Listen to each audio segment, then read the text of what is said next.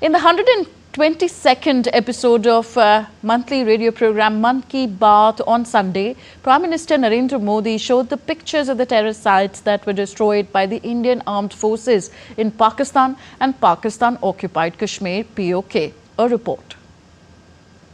Prime Minister Narendra Modi shared India's unwavering commitment to eliminating terrorism and hailed the precision strikes carried out by the Indian Armed Forces against Pakistan under Operation Sindoor. He was addressing the 122nd edition of his monthly Man Ki Baat program.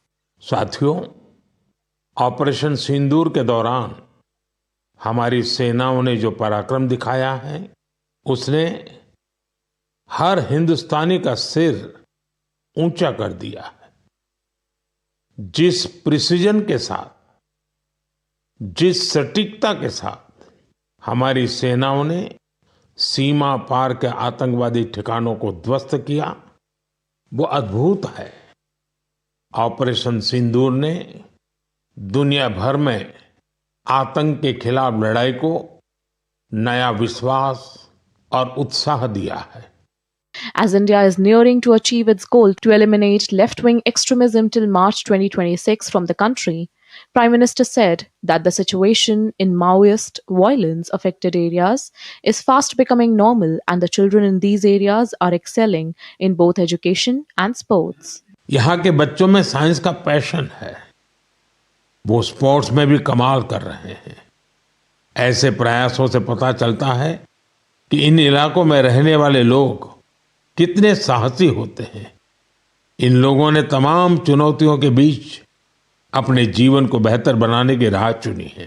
Prime Minister Modi noted that the global enthusiasm for the International Yoga Day continues to grow, reflecting a widespread commitment to integrating yoga into daily life. मुझे जानकर अच्छा लगा कि इस बार भी हमारे युवा साथी देश की विरासत से जुड़ी आइकॉनिक प्लेसेस पर योग करने वाले हैं। कई युवाओं ने नए रिकॉर्ड बनाने और योग चेन का हिस्सा बनने का संकल्प लिया है। हमारे कॉर्पोरेट्स भी इसमें पीछे नहीं है। कुछ संस्थानों ने ऑफिस में ही योग अभ्यास के लिए अलग स्थान तय कर दिया है। कुछ स्टार्टअप्स ने अपने ऑफिस योग आवर्स तय कर दिए हैं। Prime Minister also highlighted that Ayurveda is gaining global recognition for its holistic approach to health and well-being.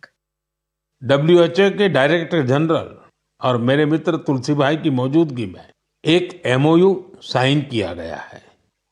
इस एग्रीमेंट के साथ ही international classification of health interventions के तहत एक डेडिकेटेड ट्रेडिशनल मेडिसिन मॉड्यूल पर काम शुरू हो गया है। Referring to the crafted fibers of Sikkim, PM Modi said that the handcrafted textiles of the state represent a harmonious blend of tradition, weaving artistry, and contemporary fashion.